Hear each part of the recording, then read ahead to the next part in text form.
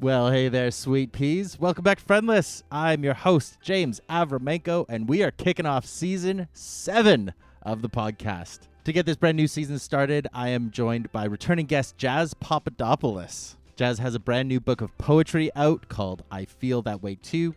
We discuss the process of writing the book, the complicated history of travel writing, and the hidden knowledge all farmers have that garlic is in fact a cash crop. All this and so much more. I couldn't have asked for a better kickoff guest for season 7. So lean back, get comfy, set your volume at a reasonable level, and enjoy my interview with Jazz Papadopoulos here on Friendless. So it has been almost a year since you were on the show, which is mind-boggling to me. Yeah, I want to kill you for saying that. I know. I've been having that. I've been having that a lot recently, actually, because I do these I journal daily, and I also have one of those 5-year journals, where you write a little line every day, and so I'm constantly being reminded of where I was 3 years ago, and just being like, what the fuck, wasn't that yesterday? Yeah. And it hurts my feelings every day, Yeah. I think about my grade my grade 8 math teacher all the time, because he was like, do you guys ever wonder why summer vacation feels so much shorter now than it did when you were a kid? And I'm like, yes. And his answer to that was because the more days you live, the smaller percentage of your life each day is. Yes.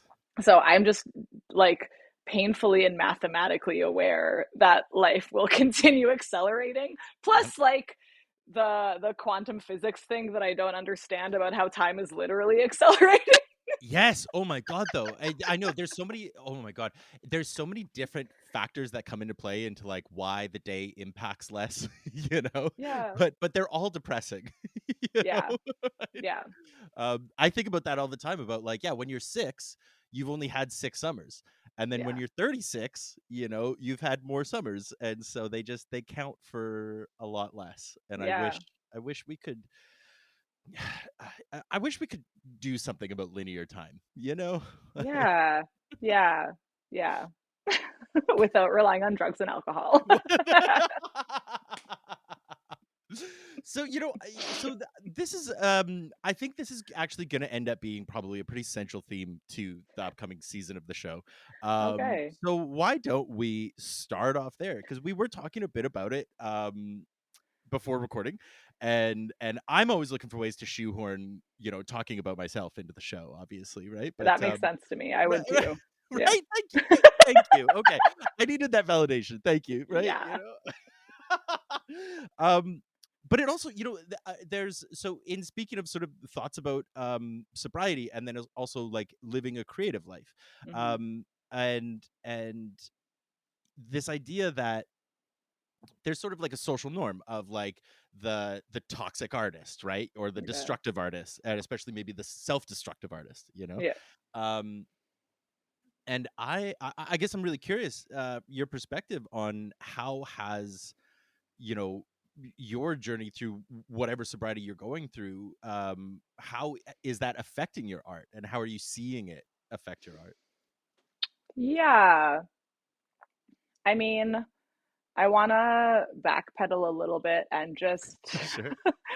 straightforwardly say that while I was writing this book, it was early COVID times, and I had just gotten an ADHD diagnosis and medication right before lockdowns. Hmm. So I basically spent the first year, maybe year and a half of COVID, taking uh, Adderall or Vyvanse Hmm. every day, sitting in front of a computer and just manically writing for hours until my spouse came home from work, and then realizing that I hadn't eaten anything, and Yep. then smoking weed, eating, and watching movies all night. And it just repeated like that every day.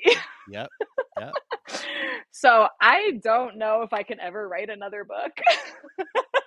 But there's something, so that's actually a deeper question that I've been having with myself, because I have ADHD, I take Adderall, and even though I'm, as of this recording, I'm almost at 11 months sober, you know I'm still taking a prescription prescription speed, right? Yeah. If you want to be really crass about it, it's like legal meth, right? Yeah, I And so it's almost like, called it MDMA. I was like, I was taking yeah. MDMA every day.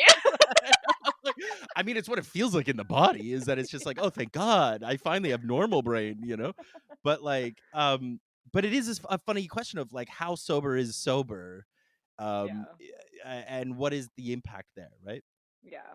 But so with your medication, do you credit it with your writing, or are you willing to admit that you are an artist and did it yourself? I mean, I think it's both, and it's also hard to remember what my mental health and brain function was like before COVID, because Yeah. all of my capacities, this is nothing new to say, all of my capacities just feel baseline diminished. Yeah. And the way that I have coped with that is that after the first year and a half, 2 years of COVID, I went to farm school because I was like, I just need to be outside and do something with my body because I hate what it feels like to sit in my brain anymore. Mhm. And that's still kind of my move, is that I basically traded, I stopped doing my ADHD meds while I was farming. And then Gotcha. I left the city and now I started a garlic farm in interior BC.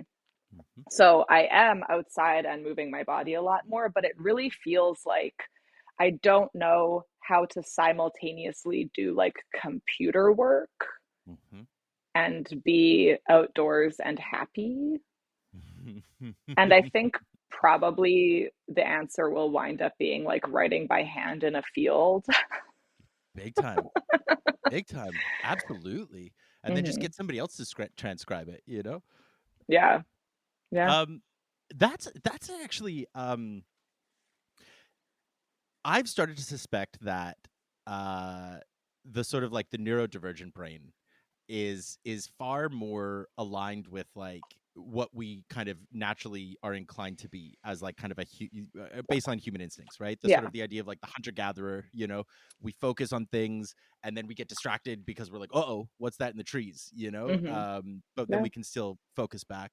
And I do wonder sometimes if like these sort of artificial crutches of Adderall, Vyvanse, all these things are literally just so we can sit in front of computers better, because that for sure is the thing that has gone way up since I got medicated, right? Yeah. Um, I absolutely agree with your perspective on this. I have a friend who calls their ADHD meds their capitalism pills. mhm. And they're like, I take them when I have to work at my computer. Yes, right? Yeah. Or clean my God, house. They're great I for was gonna. that. Well, that's just it. It's that thing of like, that's my joke of like, yeah, I take this pill and I can finally clean my room, and Yeah. and then then I feel better about myself for an afternoon. But like, or I finally filed my taxes. Oh my Like, God. Don't even look at my to-do list. um, that's actually something I did want to talk about, because we just saw each other recently. I Mhm. bought 5 pounds of garlic off of you. I'm never gonna need garlic again. It's That's not great. true. You're gonna What? need garlic again. I Eventually, wouldn't sell eventually. you something only once.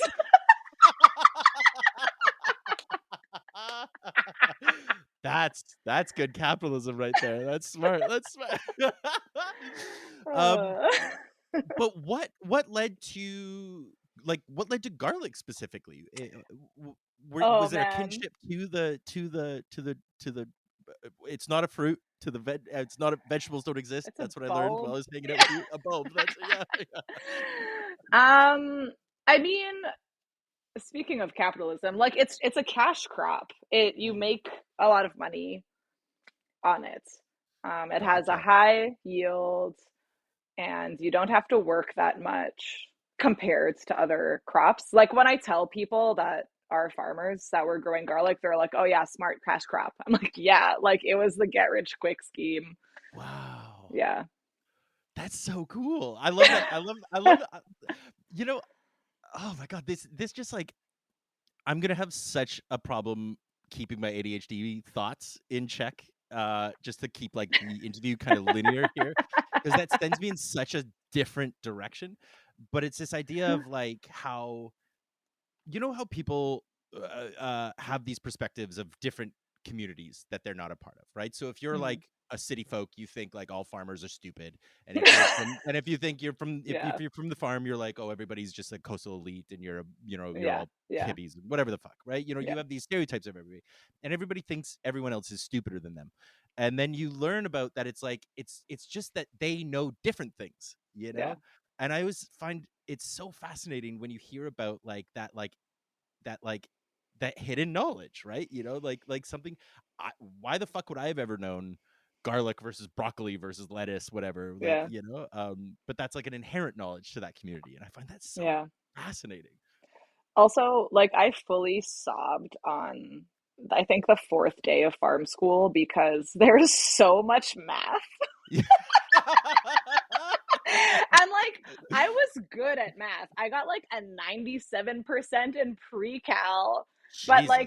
like doing the math of how many seeds you need to purchase based on like your row feet and how close each plant is going to be seeded plus 20% loss, like I was just crying. I can't even, like, you even just describing in a flyby example made my brain shut down. Yeah.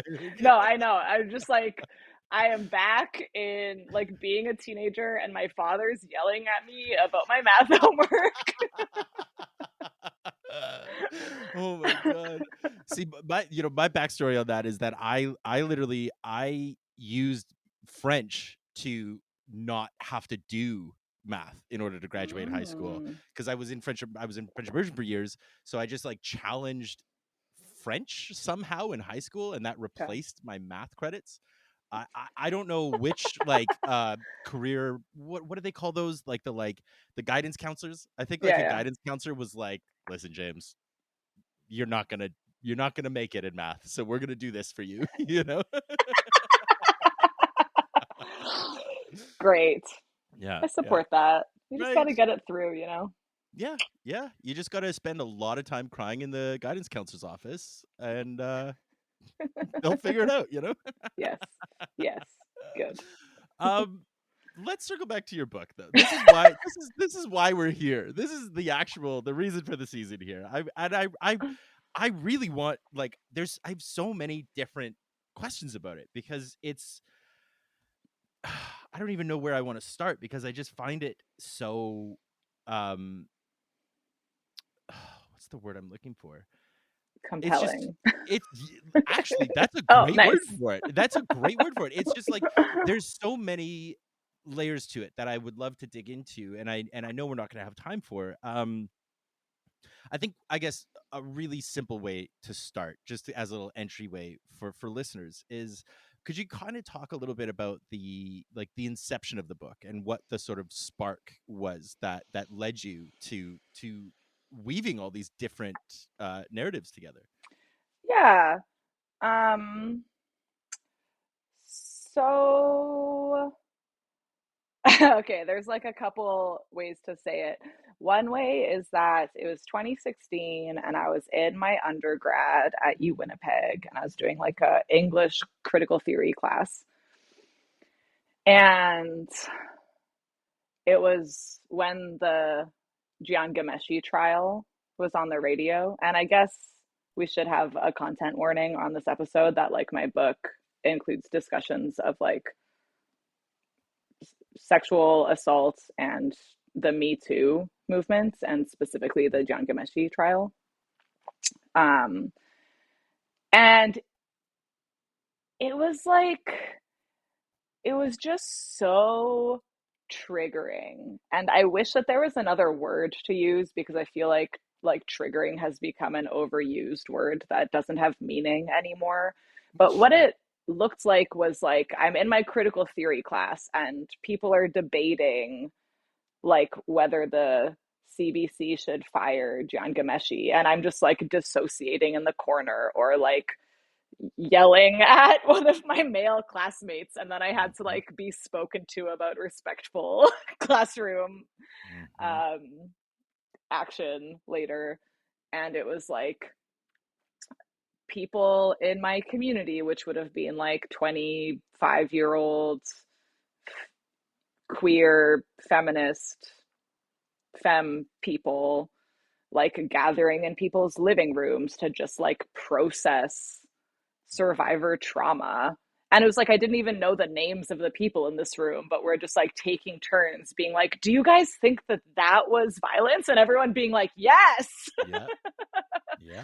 So it just like ruled my life for a while. Um, and taking critical theory is what made me start writing poetry and doing creative writing. So that's kind of that version of the seed. And then the second version of the seed is fast forward a few years, and I'm in my first year at the MFA in creative writing and at UBC in Vancouver. And they're like, okay, you have to decide what your thesis is. You're basically going to write a book and you're going to apply to this enormous, like $18,000 Shirk grant. Hmm. So, like, choose something that the grant committee is going to consider interesting and fundable, that like you have a unique connection to. And I'm like, okay, I guess my my sellable point is like sexual assault stuff. Cool. And I Jesus. did make the money. I got Hey. funded. Yeah. Yeah. Yeah. Fuck. Yeah. I mean, that's putting a positive spin on things, I guess, Yeah. But Jesus. Um one of the things we talked about it in the last interview when you were still kind of in the process of you were kind of in the editing phase of the book Yeah. and it's built inspired by the sort of poetry, like the prose poetry, like a the name for it is not coming to me right now, Yeah, a novel in prose.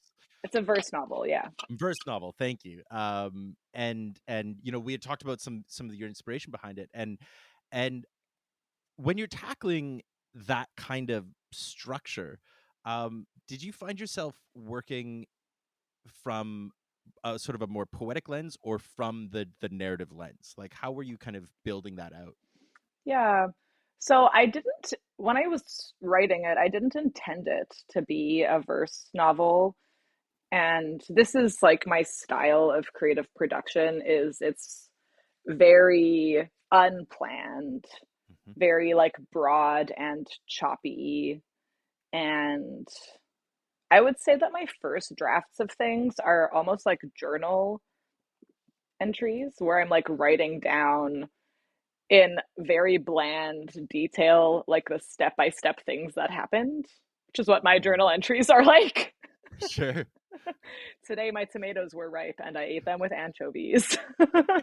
Cody likes it too. Aw. um, and then it's like I will write a couple books just full of information. Mm. And then I kind of begin this sifting process where I go through and will identify recurring images and themes and will like highlight every time that I speak in first person. And I just kind of like collect the data and categorize it. It's almost like doing a taxonomy, I think. Mhm, mhm.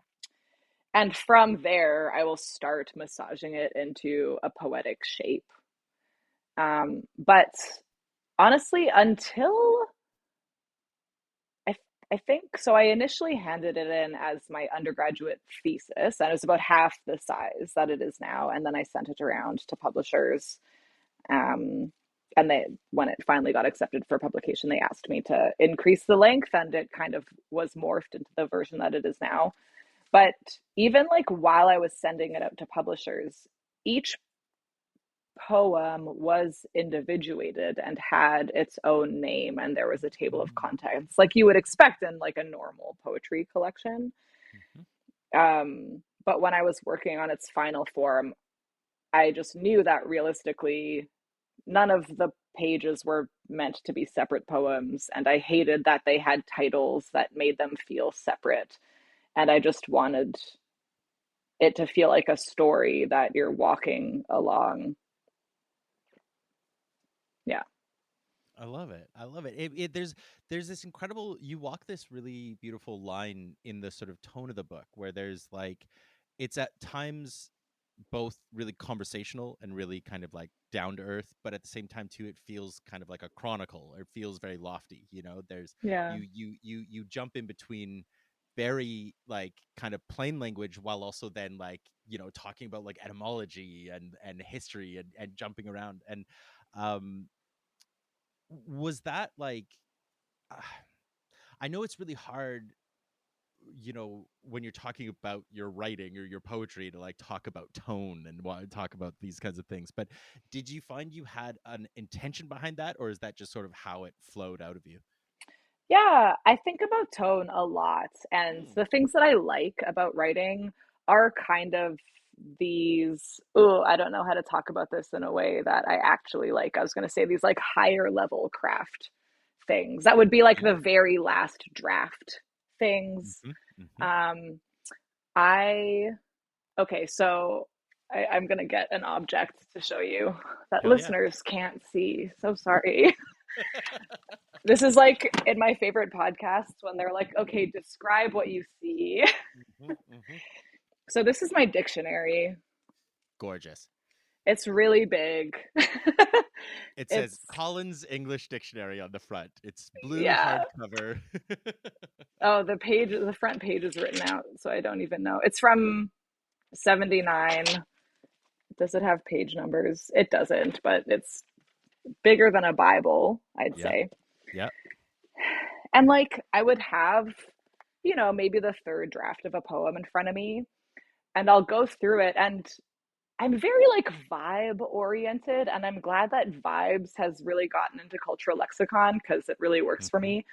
So I'm like holding this poem open and I'm like, okay, in my body, the vibe is like broody teen romance movie that's like maybe gonna be a thriller, and it's like the opening sequence where nobody's speaking but there's like weird music playing and it looks really beautiful but you feel uncomfortable. Mm-hmm. So I'm thinking of a specific poem that's like the first day of summer camp poem. Yep. Yep. And then I go through it and I will like underline the words that just like don't hit that vibe. And I remember, I think one of the lines is like, the men were tall, dark, and handsome. I'm like, okay, Hmm. like that's pedantic. Everybody's like, I can't say tall, dark, and handsome. Yep. So I like go to the H section in my enormous dictionary and just like write down every word that feels interesting to me. And then I look up all the meanings. And then I'm like, can any of these work? And the line Yeah. became tall, dark, and haptic. Haptic, it's funny, I just read that line earlier today, and it sticks out. It becomes like a Yeah. really like, ooh, nice little twist, a little tweak on the Yeah. line, right? Yeah. Yeah. And just for people who don't know, like haptic is a word that refers to like physical touch. Hmm. So it gives a bad vibe. Hmm.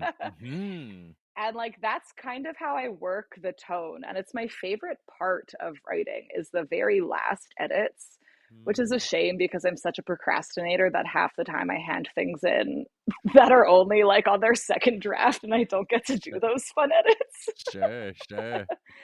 Um, but yeah, like working on a word level, not even like a sentence or a line level, but on a word level is very satisfying to me. Yeah. I have such a deep like reverence for that attitude, because I'm somebody who, I'm lucky if I can get a second draft out of some of them, Yeah. a lot of the times my writing is so like instinctual that I'm just sort of like throw it out and I'm like, yep, cool, next one, I don't know if it's a volume thing, because I'm always writing, so it like each piece kind of means less. It's like Yeah. summers, there's just so many of them, right?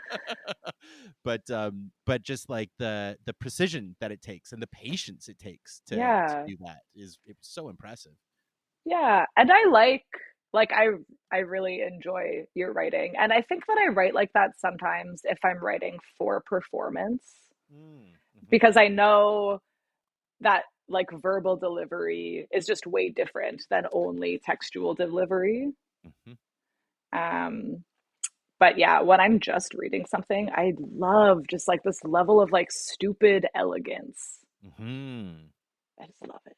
Well, there's something so beautiful to me about like a well crafted poem on the page, and when you Hmm. can see it, I think of someone who comes to mind is it's not technically poetry, but Joan Didion's novel, Hmm. um Played as It Lays, is like, it's so crafted on the page, Hmm. that it's almost a piece of visual art in a way, Yeah. and I find that poetry that is that meticulous to be really, it's like they're like works of art in just in and of themselves aesthetically, let alone what then is being said within. And I think that's one of the things I love so much about poetry, is that it can work on those levels. Yeah. Yeah. I love that too.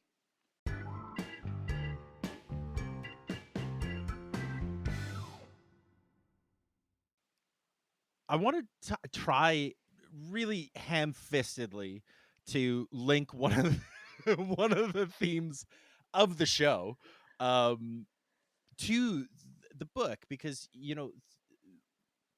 on the show, obviously I talk a lot about the idea of like community and connection, and sort of like fitting in or being outside, inside looking in, whatever it might be. And throughout your book, it strikes me that there's a few sort of like circles of community and different types of connections. You've got, like you mentioned, there's the summer camp community, and there's I don't want to say it's you, but it's like there's like the narrator's friends, who, it's not always clear if those are summer camp people or if they're different parts of their life or wherever it might be. Hmm. And I'm curious, how those thoughts of community first kind of impacted the development of the book, but also, um, how you think your community, wherever you were at the time, how did it impact your writing of the book? Hmm. Oh, I recognize it's a really convoluted question. We can kind of parse it out if you like. well, the question, like, for me is always like, how literally do I take your question? Or do I just tell you like what I want to say about that? Where does the impulse take you? That's that's Yeah. that's the that's the answer. So the way that I feel like community connects into this book, like everything that you've described is accurate. Like there are like there's communities of characters, but I like didn't think about them that Sure, much. They're almost like it's almost like playing with little dolls, and like sure. I don't know, that's like not quite the point for me. Hmm. The way that I think about community in my book is that I'm really into like I don't know the right word for this. I call it like a collage style of Hmm. writing where like I reference lots of other people's work in Hmm. the book. Um, and they're all cited because I'm into that. Yeah, whatever. But like, because like I will be reading and I'm like, oh, like what I just read in this Anne Carson book like opens up so many doors of thought for me. So then I like write based on that, and like her work is inevitably part of it. Or like sometimes I'll even just like lift a line, and I had to remove a bunch of like lifted Anne Carson lines, even though they were cited. But my publisher was like, "You're probably gonna get sued." So just me doing last minute rewrites. But like the title, I feel that way too, and the poem that's part of. So it's on page Hmm. 80. The lines are, do you ever feel like violence and desire are so intertwined you don't know what you want? And then if you skip a couple stanzas, I feel that way too. Hmm. That is a quote from another artist named Adriana Disman, who lives in Germany but performed at a performance art festival in Vancouver years ago. And I like saw the performance and wrote about it for Van Document magazine. And I had written these lines down and they just like stuck with me for forever. And it got to a point in the writing of the book when I'm like analyzing, like sifting through the data and analyzing what's going on. And I'm like trying to draft what I think the narrative arcs are to then place upon the text and like fill in the blank spots. I was like, oh, like the crux of all of this is that this experience of violence when you're young or inexperienced in it or whatever is unnameable. And Mm-hmm. that is itself like another violence, is not being able to understand or identify what's happened or like find community around it. So Mm-hmm. this quote, do you ever feel like violence and desire are so closely intertwined that you don't know what you want? I feel that way too. Like that's everything. I was like, that's Yeah. the answer. Like that's Yeah. the point of this book, is just being able to communicate around it. Mm-hmm. And when I wrote that poem, I found Adriana Disman on Instagram, and I was like, I wrote this poem that uses quotes from you. Like, is Mm-hmm. this okay? And Adriana was like, yeah, totally. And I just DM'd them yesterday or today and was like, hey, I don't know if you remember me, but I lifted some of your lines. Can I send you a copy of the book? Fuck yeah. And they were so gracious and like, yes, Yeah. please do. Here's my address. Like I'm so proud of you, so honored to be part of your work. Aw. And I was like, I'm so glad to hear that, because my writing is really collaborative and collage style, and I want to include other people's quotes all over it because Mm-hmm. we're all part of making sense of these concepts together. Yeah. But I ran into a bunch of copyright issues, and Adriana was like, yeah, fuck copyright, like this is awesome. I was like, Fuck thank you yeah. so much. Incredible. Incredible. I mean, fuck copyright is right, like it's all because of fucking Mickey Mouse that we none of us can do anything. It's all bullshit. Really? I don't know this history. I mean, I don't know all the let's tangent for 2 seconds because this is a weird story, but I don't know all the details, so I'll probably get most of it wrong. Yeah. From what I understand, copyright law used to be very different, and then Disney was going to be losing. Basically, Mickey Mouse was about to become public domain, and so they lobbied to change copyright laws, and it extended like another 20 or 30 years, and they actually just lobbied to change it again because like Steamboat Willie technically should be public domain. I think this year or next year or something like that. And yeah, it's all about like public domain laws that they've like just fucked everyone, and it's just so that Disneyland can keep profiting, basically.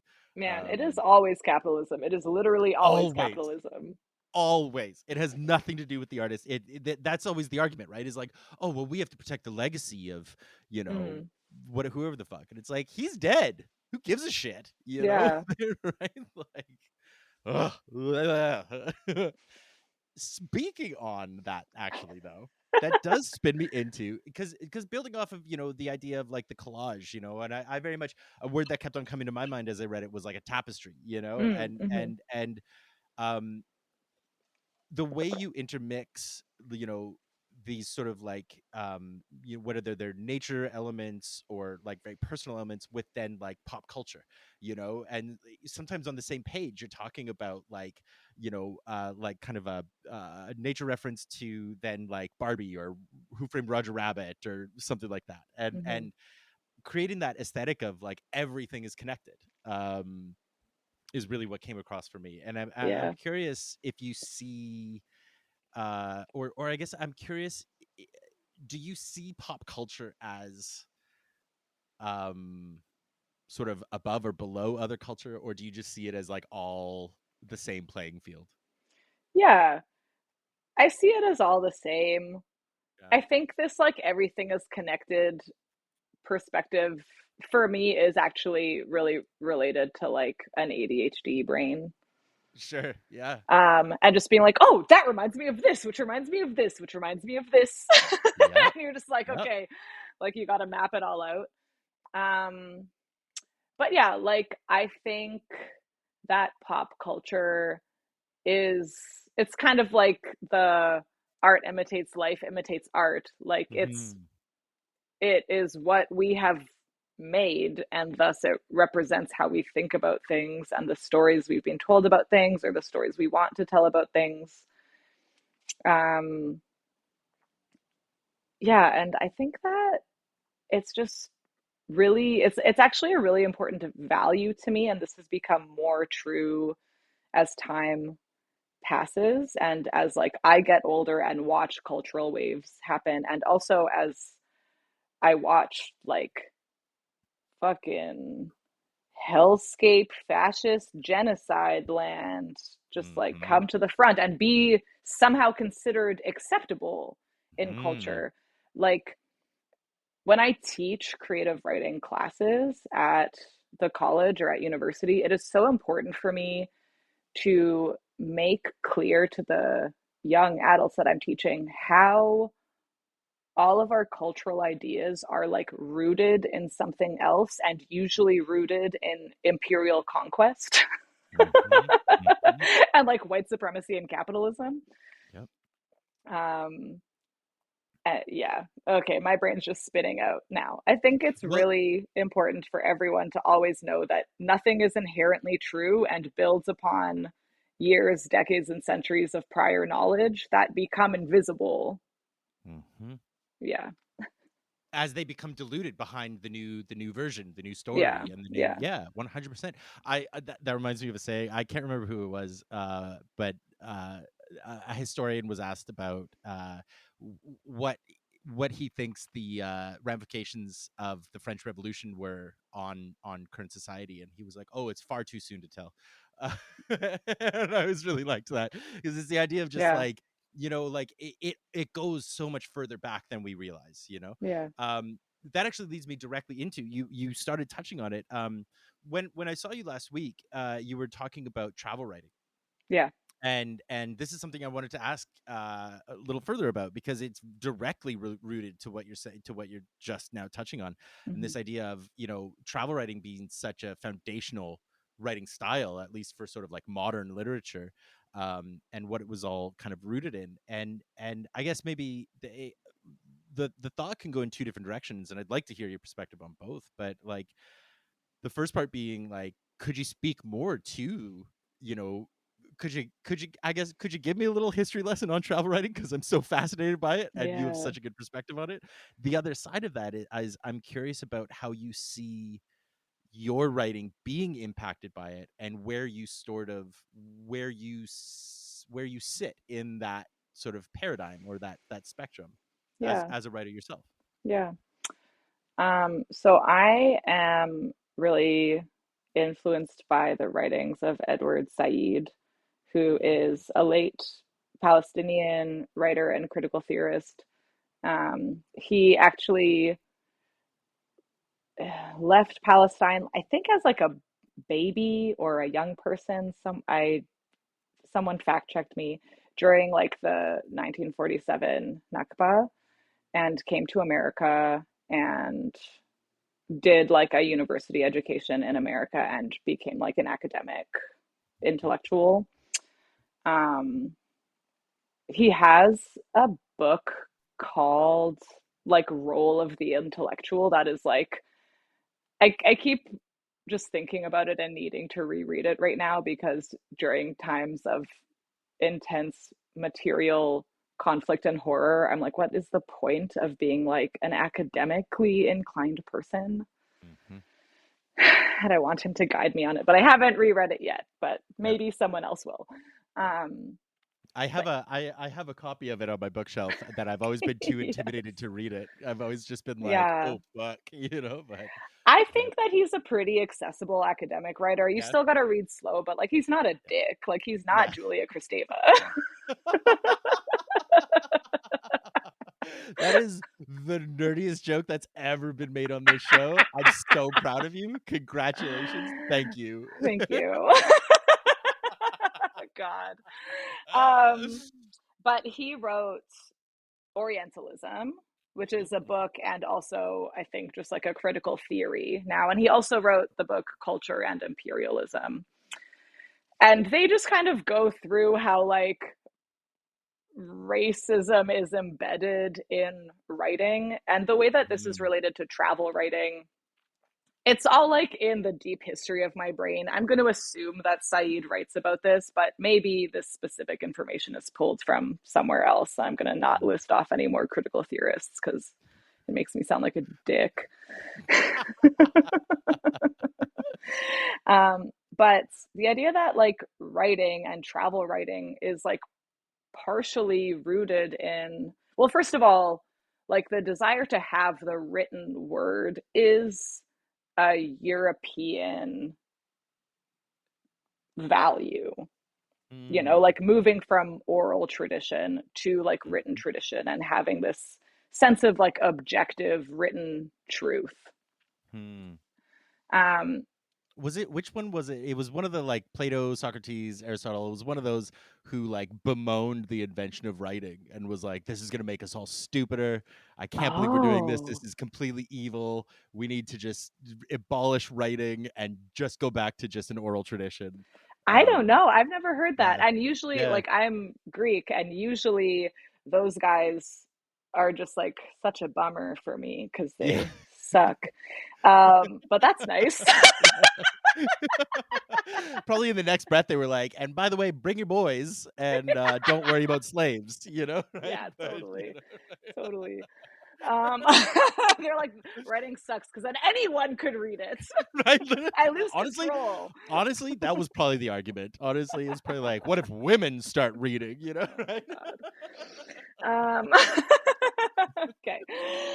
But the way that I tell the story of travel writing is it was basically like Europeans, and then, okay, not, I shouldn't, like, other people did this too, but the way that I'm going to frame it Yeah, is like Europeans like traveling to other places and then like describing what they saw and then like yeah. going back home to share it.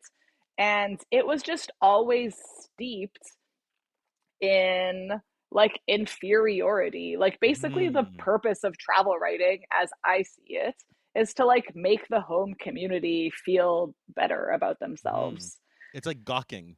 You Yeah, know? Yeah. yeah. And I know, like, I know that other places did this too, just like this tradition of like going to another land, writing about it and bringing it back home and then being Mhm. like, who the fuck are these idiots doing things like Yeah. this? Um, Marco Polo comes to mind. You know, like yeah. it's right. You know. Yeah, but then it just like really instilled this like intense concept of the other Hmm. and like us having opinions on Hmm. them. And then there was like, I just always go back to the, was it a whole book series called The Lustful Turk? That was like some European Yes. writing about Turkish, like Middle Eastern people in Yeah. this very like, they are like over sexual savages. Like, I think how a lot of discourse is currently around black men in America and still around Arab folks in Mhm. Europe. Like, my grandmother watches Greek news and it's always just like, I swear to God, made up stories of sexual violence Mhm. that are like super racialized. Mhm.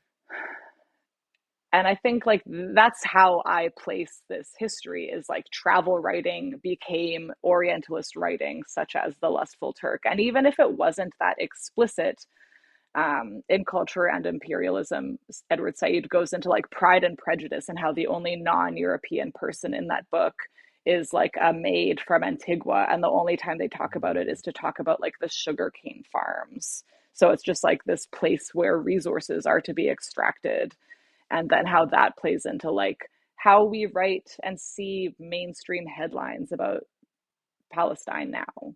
Mhm. Yeah. And how it like kind of manipulates the, yeah, manipulates the headline, right? Of like, where are we Yeah. putting the focus? Yeah. Like, we're always trying to draw the boundaries around ourselves, and we do that by outlining an other and making it so that like we are absolutely not them. Mhm. And because of that, we're obviously inherently better, right? Yeah. Yeah. Yeah. And okay, your second question about how like my writing fits into this.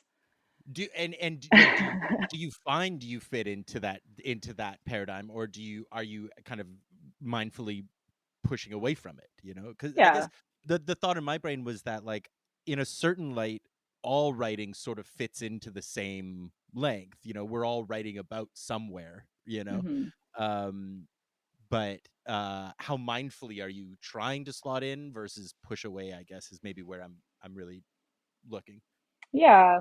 So like there are some theorists who think that like all writing is like inherently supportive of the imperialist project Mm, because to write something is to categorize things, mm, and mm, to assume this like firm category is, yeah, based in like imperialist and like white supremacist mhm, worldview. mhm, I also think, and I think this is why I like these super nerdy, difficult theorists who are like obsessed with like hyper specificity, because I also have this opinion that like the more accurately you can speak, the more power there is to describe mhm, things. And I think it's just a tool that you can use for good or for mhm, evil. mhm, mhm, So I think this is why I lean into like lyricism and vibes and mhm, experimental poetry and experimental writing, because it is using language and hyper specificity, but also this like vagueness mhm. that allows for multiple interpretations and never is claiming to be the one true truth. Yeah, just like a perspective. It's like it's getting a glimpse of the truth, but it's not the truth. Yeah, it's You a know, truth. Yeah, right. And there's also, there's something about, for me, it's I see it as like incantations. Like I see them as like I see it as like a mythical thing. It's like Yeah. you're using power words, and it's exactly what you described. There's a, when you think of like casting a spell, like you're using specific power words, but it's still maintaining a level of ambiguity in order to bring in the spiritual behind it. Yeah. Yeah, totally. Um I love this. I just got into kind of unpacking the idea of like grammar as kind of reinforcing colonial mindset, Yeah. and at first I did feel a little bit of resistance to it until I started really reading deeper into it and realizing what it was meaning, Hmm. and at the same time too, I do still feel like, yeah, there's something powerful about specificity in language, because I think words are inherently metaphorical, right? I always like to say like every word is a lie, right? Because it's like it's all a representation of something. The Yeah. word chair isn't a chair, it's just representing a chair, right? and Yeah. and and so like the closer you can get, the more, like you say, the more powerful you can be, while still recognizing that it is still all metaphor. Yeah. Like there's, if it would be better if we could just communicate with grunts, but unfortunately, you know we have inventory to fill, we have shipments to track. Yes. The prime minister needs to go on vacation, Oh my God. so Yeah. And I think grammar is the same. Like it can be used in this evil as this gatekeeping tool. And Mhm. then you can also recognize that like all languages have grammar. Yeah. And I was listening to the Ebonics episode of You're Wrong About, and how like, Mm. I don't know, I'm gonna super simplify, like they gave a bunch of white kids like an AAVE quiz, and like they all failed because AAVE, African American Vernacular English, has a grammar system and it's different than whatever American or Canadian English, but it's still Mhm. there. I was in the Mhm. Philippines in the spring, and like Filipino grammar is, I can't even try to explain anything about it. You should just watch a YouTube video on it because it is so complicated Yeah. Yeah.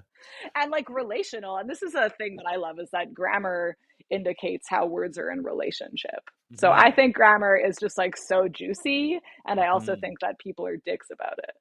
Yes, 100%. One thing that I've become really, really fascinated by is the way we translate ancient text. Hmm. I'm a massive like ancient history nerd. I love myths. I love all that shit. And in the last couple of years, especially, there's been tons of retranslations of these classical texts Hmm. with a deeper eye of like who was it who was doing the translation, so Yeah. classic translations of the Iliad or of the Odyssey, and how they were translating different different words to reinforce misogyny or whatever it might be, Yeah.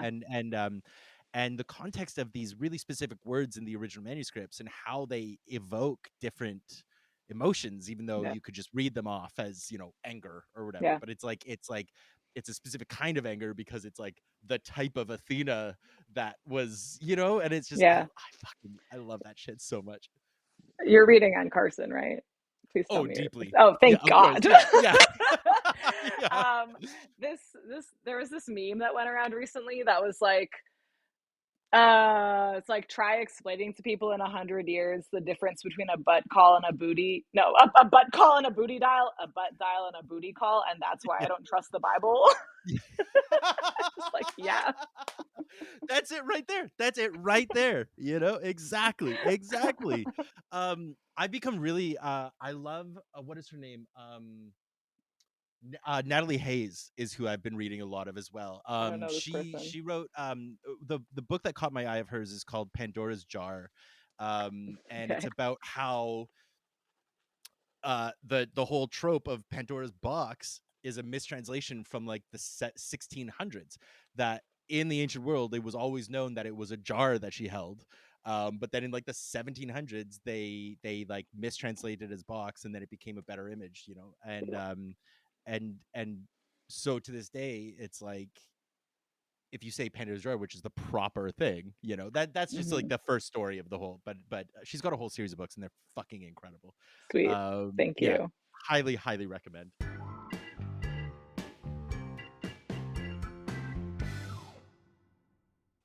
I'm just watching the time, and I want to get Yeah, we're a disaster. no, this is the intention. This is why we podcast. Now, we may have no listeners at this point, but that's fine. I'm having a blast. And that's, you know what? I make art for myself. And as long as I'm having fun, as long as you're having fun, somebody will be here. Hell yeah, James. um Something I've been thinking a lot about. I'm gonna kind of lead into like the wrap up of the interview part.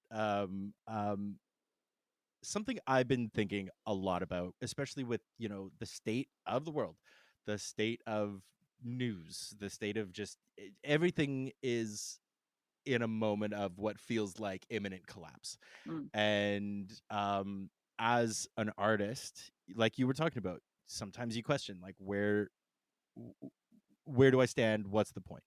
And so a theme I've been thinking a lot about is this idea of hope, and like what is hope, and what am I hopeful for? And I think that's going to be something I'm continually teasing out this season, and I'm curious to you, no matter how big, no matter how small, what is something that's giving you hope these days?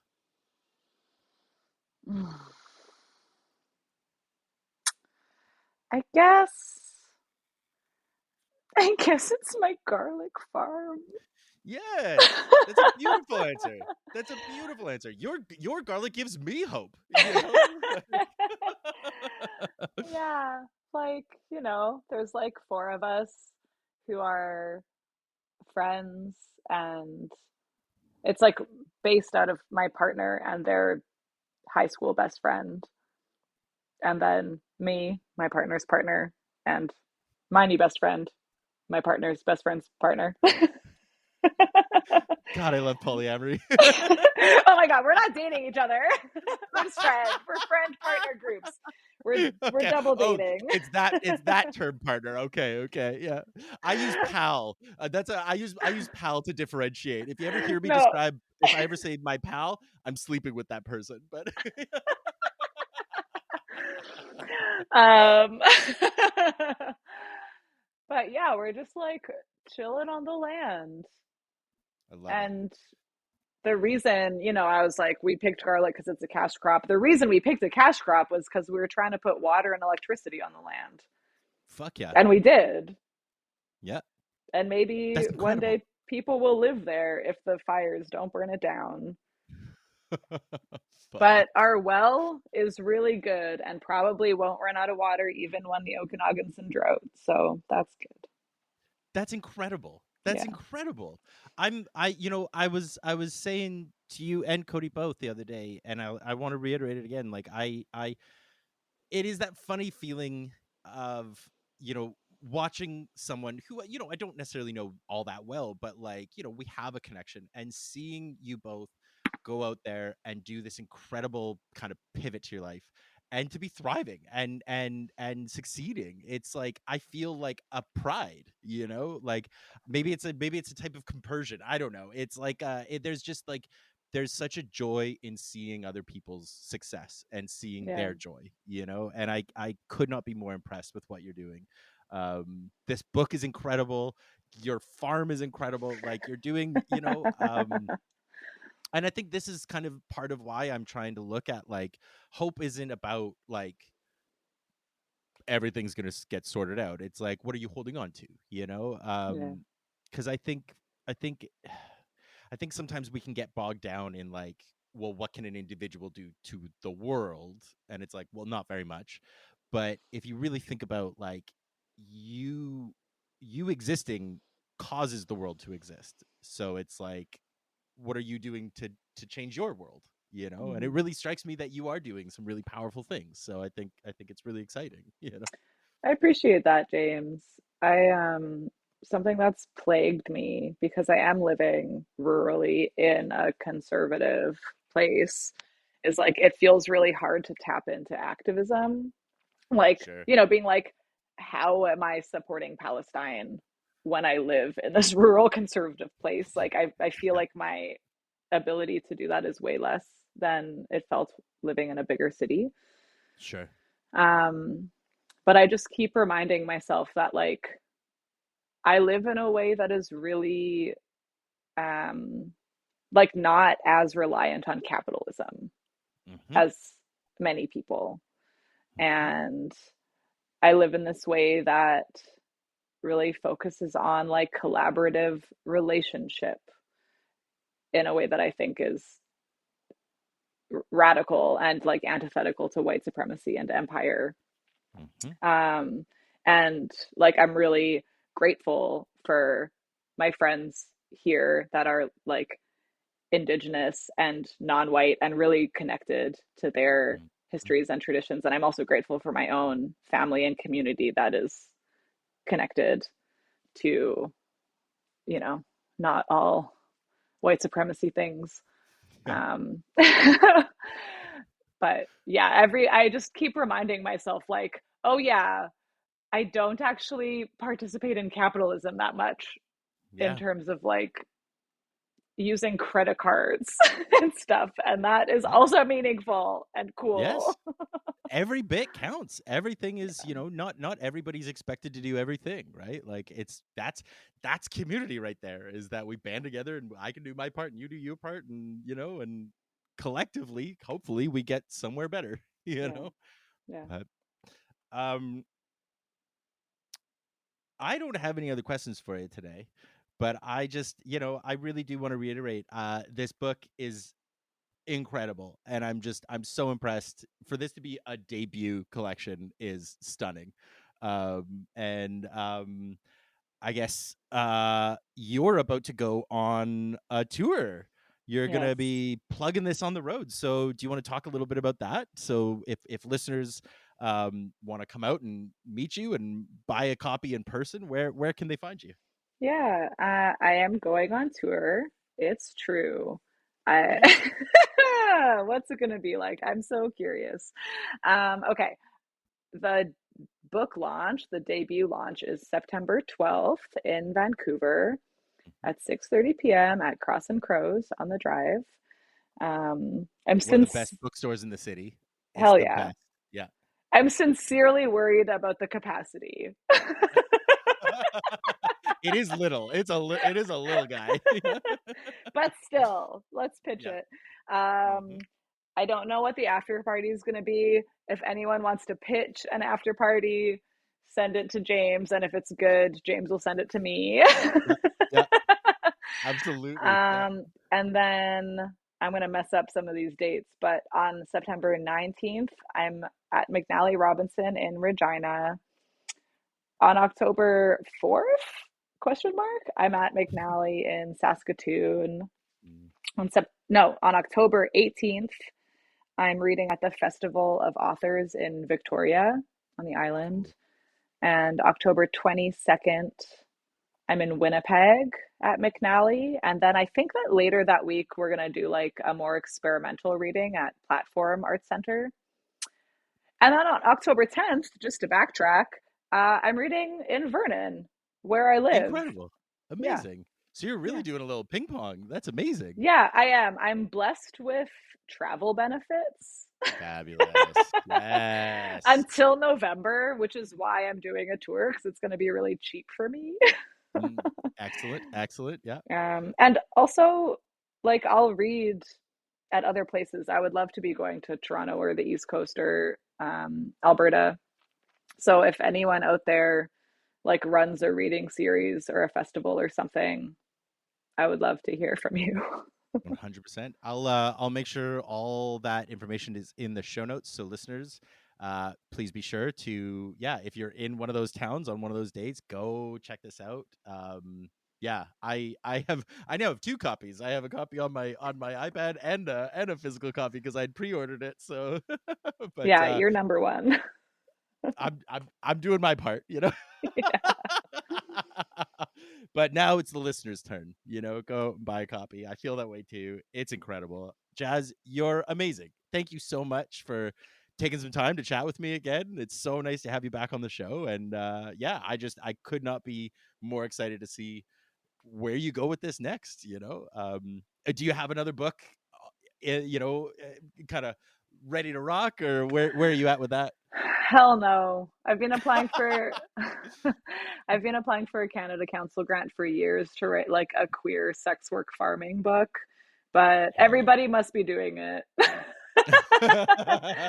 And then I started drafting notes about I'm like, this is going to be a book about administrating my queer small town group chat. I love it. We'll see. I love it. I love it. That's the start. You've got half the elevator pitch. Now we Yeah. need a problem, right? So Yeah. what's their problem, right? It's full of problems. I love it. I love it. I can't think of a good sign off here, but just thank you. You're incredible. Thank you so much. Thank you so much. I feel that way too. There it is.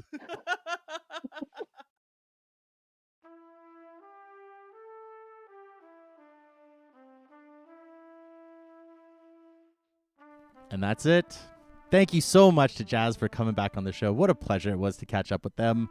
If you want a copy of their brand new book, I Feel That Way Too, there are links to that in the show notes. And if you're in Vancouver on the week this episode comes out, September 12th, they're doing a reading at one of the best bookstores in the city, Cross and Crows. All the information you're going to need for that is in the show notes as well. And while you're poking around there, if you want to support the show, please feel free to click on the links to sign up for the Friendless Substack newsletter. I'm just about to relaunch with some brand new content, all kinds of goodies there. It's free. So what are you waiting for? Sign up today. But that's it for me this week, so let's just wrap things up here. Thank you so much for listening, and I hope to catch you back here next week for another brand new episode. But guess what? I'm not going to worry about that right now, and neither should you. Because that is then, and this is now. So for now, I'll just say I love you, and I hope you have a great week. Fun and safety, sweeties.